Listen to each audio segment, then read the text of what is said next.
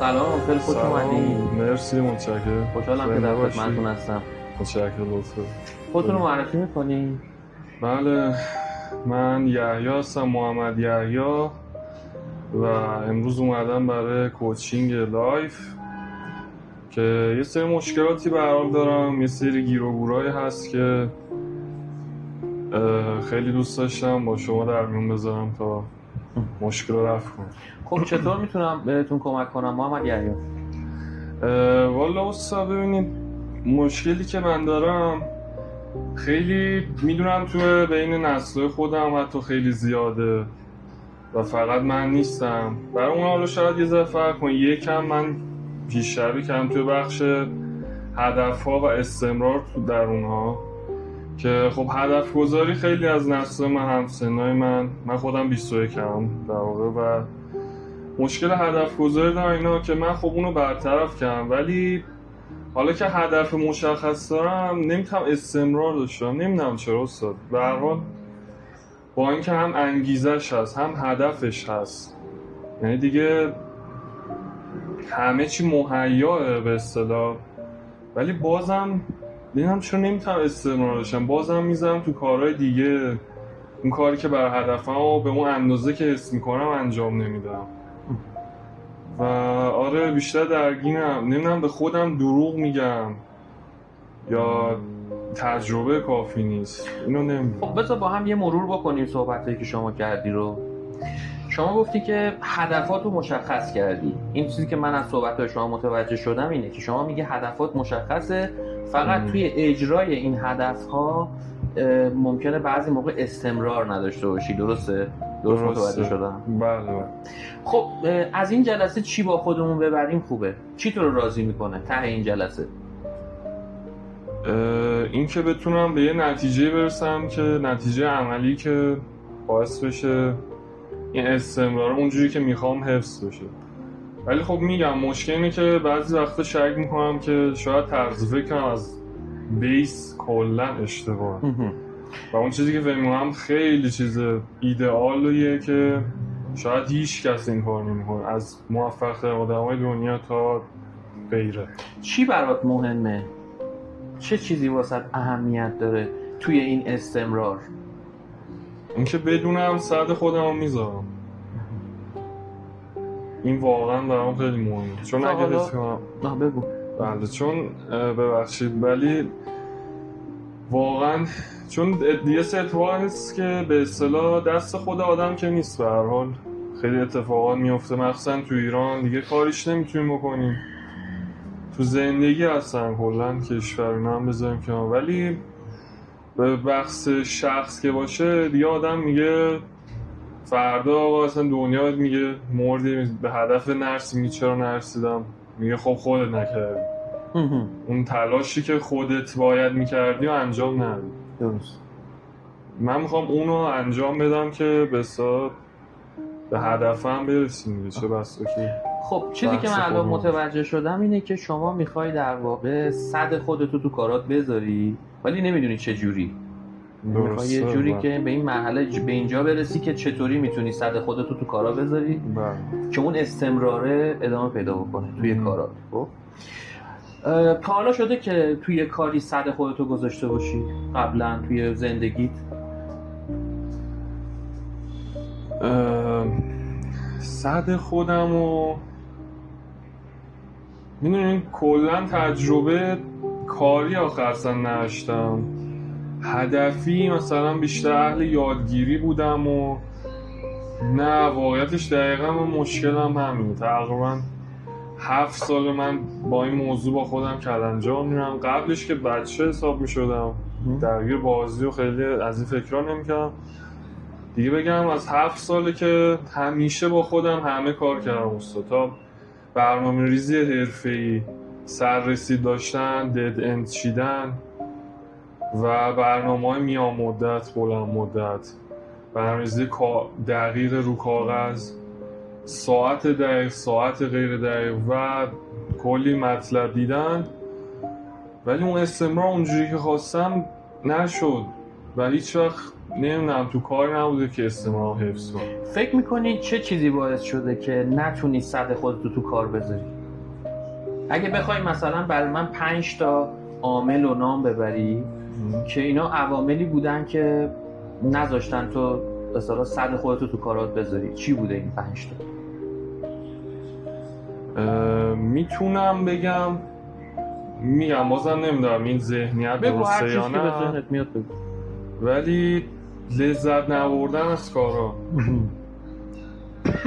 با اینکه دیگه من با خودم کلی فکر کردم، با همه مشورت گرفتم، هدفام میدونم تغییر نمیکنه، هدفام همین، ولی باز هم نمیدونم چطوریه. میگم بعضی وقتا به خودم شک میکنم، به همه چی شک میکنم، چجوری لذت نمیبرم از کاری که خودم انتخاب کردم و هدفم.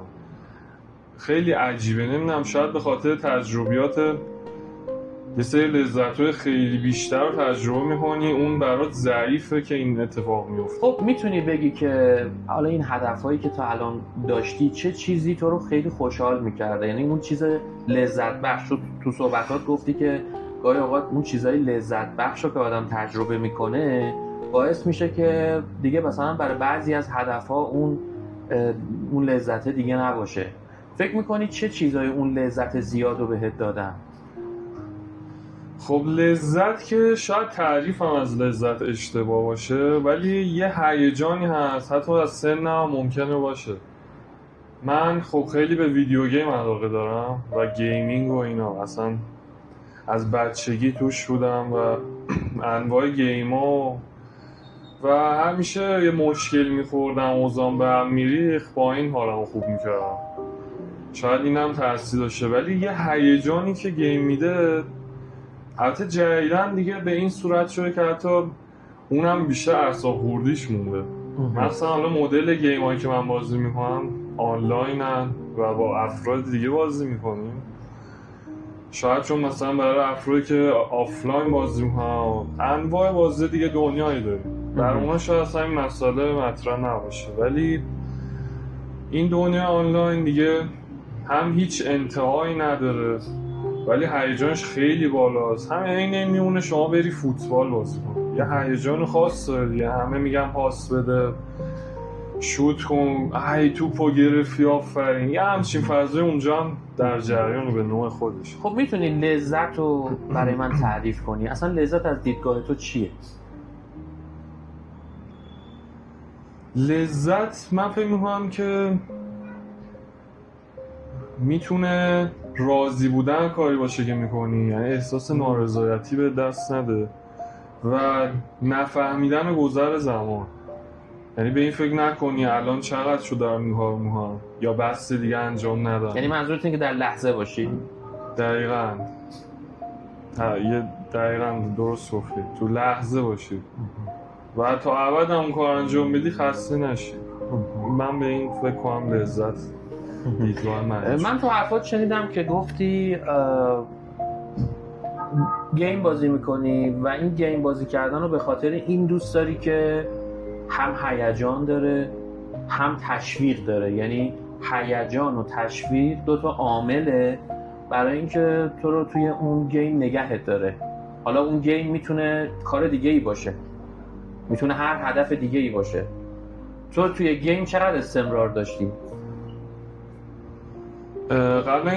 قبل از اینکه بگم استمرار رو، اینم هستش که چیز دیگه هم که هست جز تشویق و اینا، یه لحظه تو لحظه، چون خود بازی یه جوری که تو لحظه نگرد می‌داره، یه اتومات، باید خیلی با 6 تون حواست باشه و این 6 تون بودنه هم خیلی هیجان تو همون بالا میبره. بعد وقتی خوب بازی میکنی افراد دیگر مثلا به اصطلاح شکست می تو برنده میشی یا حرکات خیلی خاص میزنی، مثلا تو فوتبال یا برگردون گل میکنه، خیلی خفنه دیگه.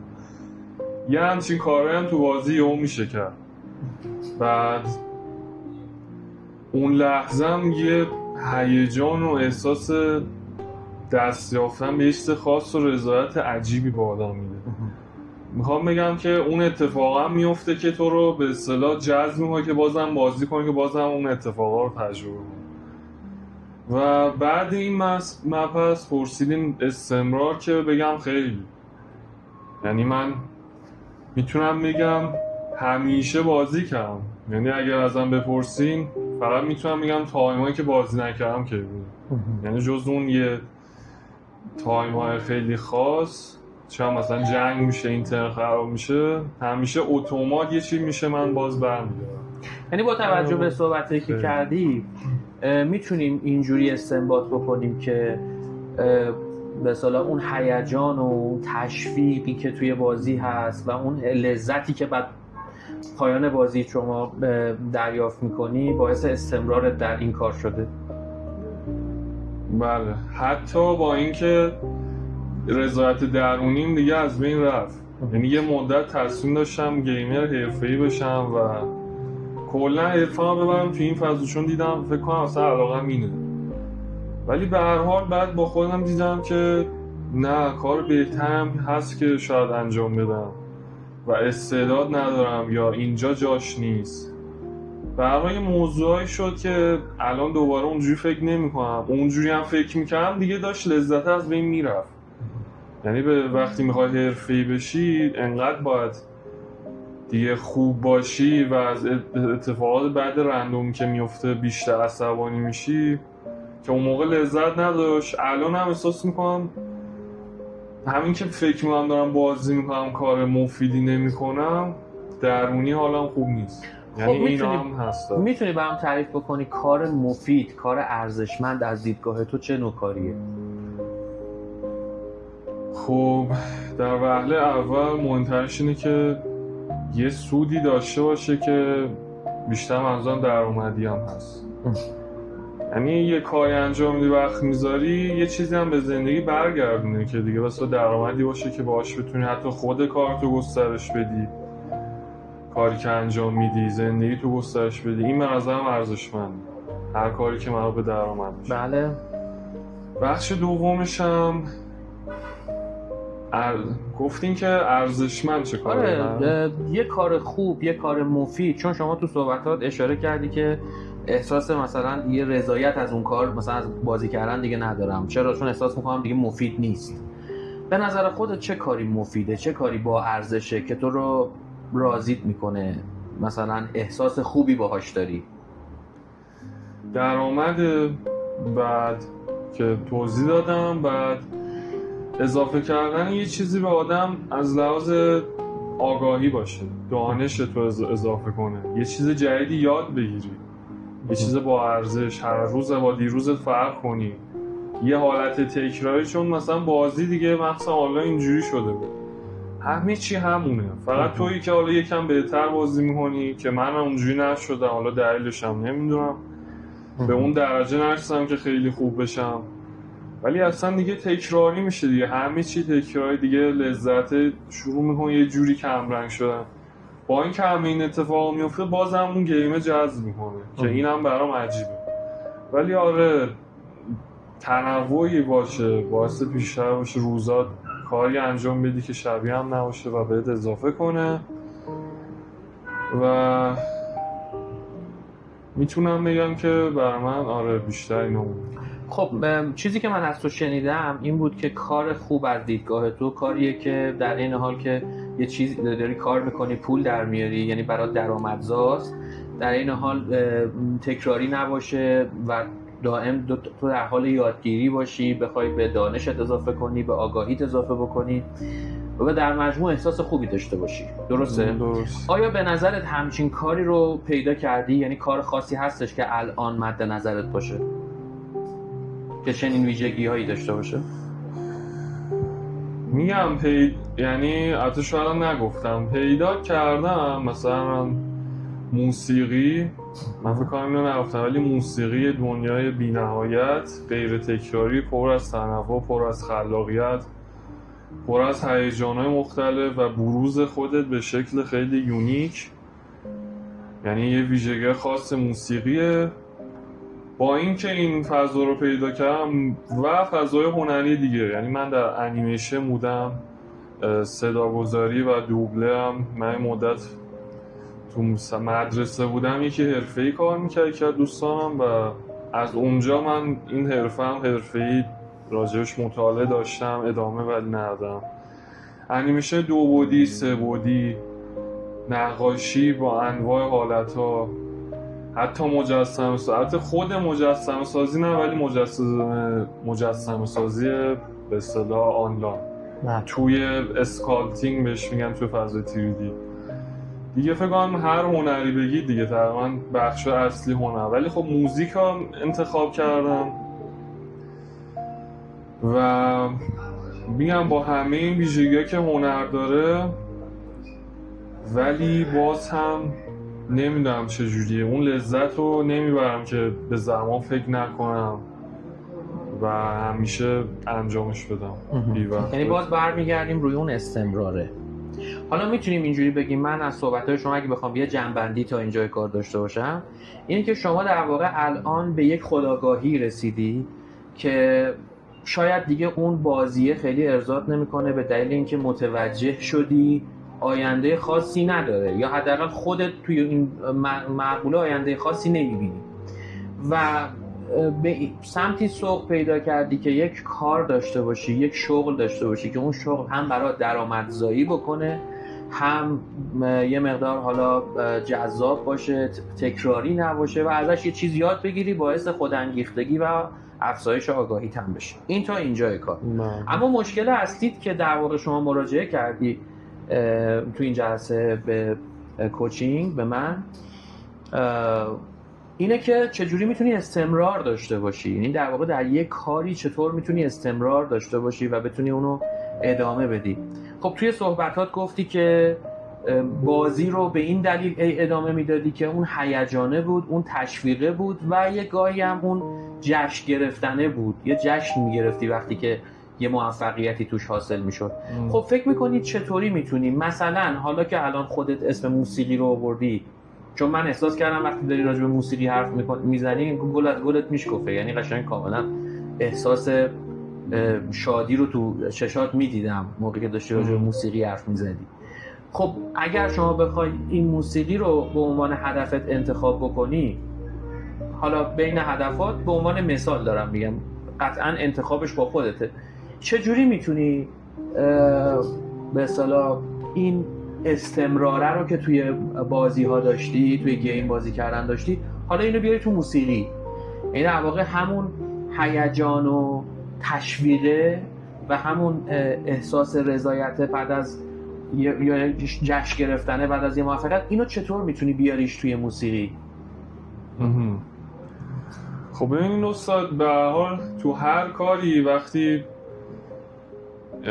به موفقیتی میرسی، یعنی استمرارتو نگه میداری، تلاش میکنیم، تو همه کارا به این نتایج هم میرسیم. فکر کنم مخصوصا تو موسیقی، نمیدونم به فرض موسیقی تو پخش کنی، طرفدار پیدا کنی و خب این مثلا حاصل بشه که درآمدزایی هم بشه، طرفداری باشه، بعد کنسرتی باشه.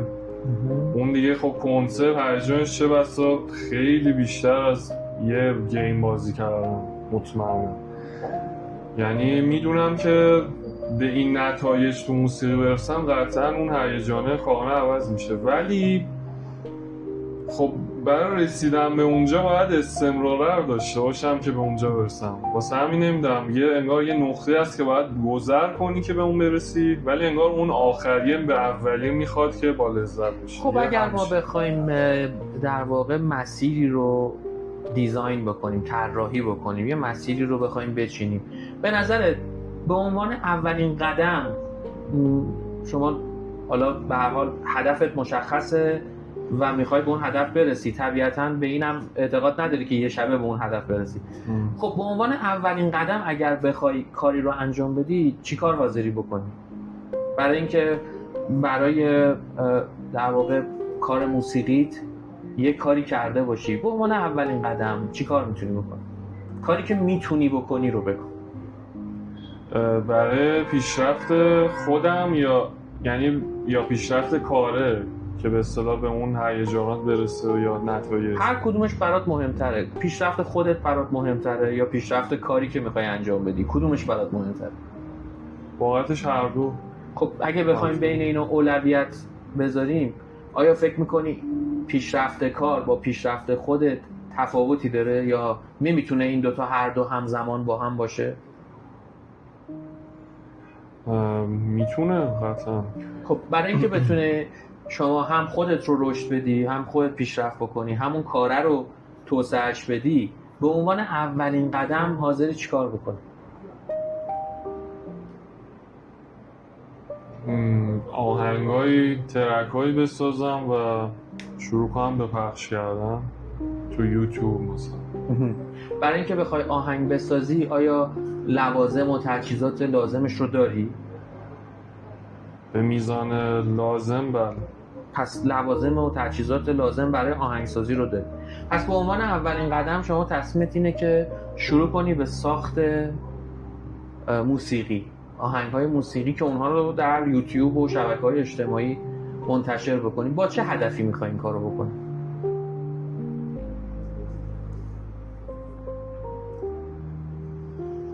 با هدف این که اگر به اصطلاح افرادی باشن که لذت رو از موسیقی و مثلا خواهان ترک جدیدی باشن، اون انرژی میتونه شاید کمکم کنه به استمرار بیشتر، انگیزه بهت میده، به سایه ایجاد انگیزه. خب پس تقریبا یکم قضیه الان برامون بازتر شد که شما اینجا تو صحبتات میگه که این انگیزه هست که عامل در واقع یه جورایی مخفی این استمرار است. یعنی اگر این استمرار بخواد باشه، در کنار اون هیجان، در کنار اون تشویقات، در کنار اون حالا لذت جشن گرفتن، یه انگیزه‌ای هم لازمه که این انگیزه حالا شما میگی که توی موسیقی اینه که آهنگاتو منتشر بکنی و مخاطبات در واقع باز اونجا برگردن اون تشویق صورت بگیره، اون مثلا فیدبک هایی که بهت میدن که باعث هیجان بشه، باعث هیجانت بشه و انگیزت بشه. خب اگه بخوایم یه زمان بندی براش در نظر بگیریم، حالا شما مثلا میگی که من میخوام شروع کنم به عنوان اولین قدمم شروع کنم یه سری موسیقی بسازم، اگه بخوایم براش یه زمان بندی در نظر بگیریم، چون چیزی که زمان بندی نداشته باشه عملاً هیچ وقت انجام نمیشه، باید دیسیپلین توی کار باشه تا نتیجه حاصل بشه. اگر بخوایم برای کارت یه زمان بندی در نظر بگیریم، فکر می‌کنی که چقدر طول میکشه تا اون تعداد آهنگ مد نظرت رو بسازی و منتشر بکنی؟ زمانی که لازمه برای اینکه یه میزان ترکی آماده بشه که پخش بشه، خب این به این صورته که از یه ور من خودم اونقدر هنوز توانای موسیقی اونقدر کافی خوب نیست، یعنی حتی برای یه ارنج و کامل کردن و ساخت یه موزیک کامل خیلی از مهارت‌ها رو هنوز بهشون حرفه‌ای نشدم، واقف نیستم و از این ور یعنی بخوام آماده کنم همزمان یادگیری هم هست. میتونم بسازم ولی اون کاملی که الان تو بازار جهانی و خود ایران برای موسیقی هست و همه سبکا به اون لول استاندارد اصلا نیستن. واسه همین خیلی برام سخته بخوام دقیق بگم، چون همزمان دارم هنوز یاد میگیرم، هنوز به یه لول استاندارد نرسیدم. من الان ازت شنیدم که شما میگی برای ساخت موسیقی نیاز داری که دانشتو بالا ببری، تواناییتو، مهارتتو بیشتر بکنی. برای این کار چه در واقع به چه چیزی نیاز داری؟ نیاز داری که چی کار بکنی؟ آیا میتونی مثلا آنلاین این دوره ها رو بگذرونی یاد بگیری، یا باید مثلا مراجعه بکنی به صورت حضوری بری در کلاسایی شرکت بکنی؟ به نظر خودت چی کار میتونی بکنی؟ خب برای آنلاین، خب برای خود ایران رو نمیدونم، ولی تو بازار جهانی کلی کورس‌ها و استادایی هستن که آنلاین کامل آموزش دادن موسیقی رو تو سبک‌های مختلف و خب هزینه‌اش هم باید کاملا به صورت دلاری و آنلاین با یه حساب خارجی انجام بشه که خب من اونو ندارم متأسفانه فعلا، یعنی دسترسی به اون فضا ندارم و از یه طرفم خیلی مطمئن حتی نیستم که کجای کار میلنگه، یعنی باید فقط بدون هیچ کمالگرایی آهنگامو فقط بسازم و دفعات زیاد بشه که مهارتم بره بالا، یا نه واقعا یه دانشی هست که از تئوری موسیقی باید بخونم.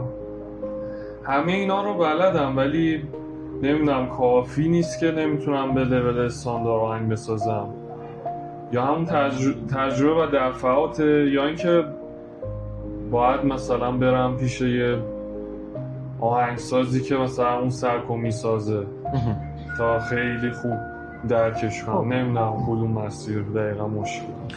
خب من یه مثال چون تو جلسات کوچینگ ما معمولا راهکاری ارائه نمیدیم، اما من میتونم برات یه مثال بزنم، شاید خودت متوجه در واقع این فرایند ذهنی فکری خودت بشی.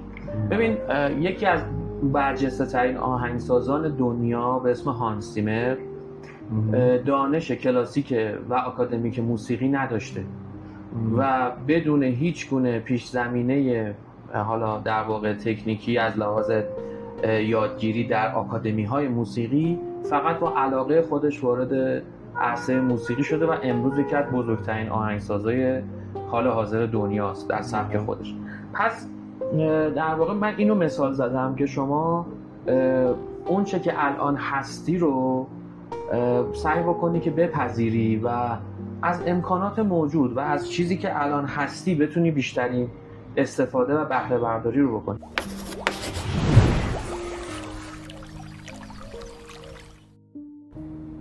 خب محمد جان، اگر بخوایم برای جلسه امروز یه جمع‌بندی داشته باشیم و اینکه ببینیم که صحبتایی که کردیم در واقع ما رو به کجا رسونده، اون خواسته ای که شما مد نظرت بود چقدرش محقق شده. خب من اگه بخوام یه فیدبک بهت بدم، یه بازخورد بهت بدم، میتونم بگم که صحبتایی که ما کردیم در واقع این مسیر رو طی کرد. در واقع شما عنوان کردی که دوست داری کارهات به شیوهی انجام بشه که استمرار داشته باشه. یه سری کارها رو قبلا انجام میدادی که استمرار داشته ولی کار باب میلت نبوده، یعنی مثلا خب بازی میکردی، صرفا این بازیه رو به خاطر این انجام میدادی طبق گفته های خودت که هم حس حالا لذت و هیجان برات داشته، هم تشویق میشدی از سمت حالا به حال دوستات یا کسایی که داشتن مثلا باهات بازی میکردن، هم اینکه بعد از اینکه بازی تموم میشد مثلا یه حس رضایت از اینکه یه کاری رو انجام دادن بهت دست میداد. اما تو کارهای دیگه اینطوری عنوان کردی که انگار اینطور نیست و یه سری کارها رو اول شروع میکنی و بعد دیگه اون استمراره رو نداره. بعد به این نقطه رسیدیم که خب چه چیزهایی در بازی کردن باعث استمرارت میشه که خب خودت عنوان کردی همون قسمت هیجانش و اون حالت شادی که بعد از اون داری و تشویق. به این نتیجه رسیدیم که آیا میتونی همون فاکتورها رو بیاری در یک کار دیگه‌ای که علاقه‌مند هستی پیاده سازی بکنی. یعنی خودت گفتی که به موسیقی علاقه داری و خب آیا میتونی که موسیقی رو جوری پیش ببری که هم بسا توأم باشه با هیجان و حالا به حال به روز بودن، کسب دانش که برات خیلی مهم بود، ارزش جزو ارزش برات محسوب میشد که چیزی باشه که من دانشم رو بتونم باش بالا ببرم. خب موسیقی هم دقیقاً همون چیزی که تو میتونی در موردش دانشت رو بالا ببری، یعنی با ارزش‌هات هماهنگه. خب پس این یه نکته. و اینکه اون بحث تشویق رو هم که خودت اشاره کردی، خب با مخاطبین و طرفدارات این هیجان انگیزه رو به تو میدن که به حال توی این موضوعی که برای خودت انتخاب کردی به عنوان حالا یه فعالیت، شاید حتی در آینده به قول خودت برای شغلت هم باشه، بهت انگیزه بیشتری بده. خب حالا اگر بخوایم با این در واقع بازخوردی که بهت دادم بگی که چه خودانگیختگی درت ایجاد شده، در واقع میخوای حالا چه اقدام عملی انجام بدی در راستای این هدف، اقدام عملی که بتونی براش یه زمان تعیین بکنی. چه کار میتونی بکنی؟ چه انتخابی داری الان؟ خب از انتخابی که خودم انجام دادم که همین به اواخرم بوده، این بوده که یه تایملاینی بذارم و به صورت هر 2 هفته طی یه روز مشخص آخر هفته تقریبا یه آهنگی، یه ترکی رو کامل کنم و اونو منتشر کنم، حالا هر طوری باشه تو یوتیوب. فکر میکنی اولین آهنگی که بخوای بسازی رو کی بتونی انجامش بدی؟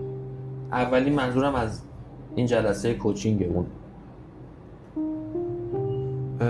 والا بستگی داره، میگم چون خیلی اونجوری حرفه‌ای نیستم به اون صورت تو آهنگسازی هنوز، یکم مشخص نیست که اون ترک ها کامل بشن. یه وقت همون طی 2 هفته بازم چیزی که اون رضایت رو داشته باشم بهش که بخوام انتشارش کنم پیدا نمیشه، درست نمیتونم درستش کنم به صدا و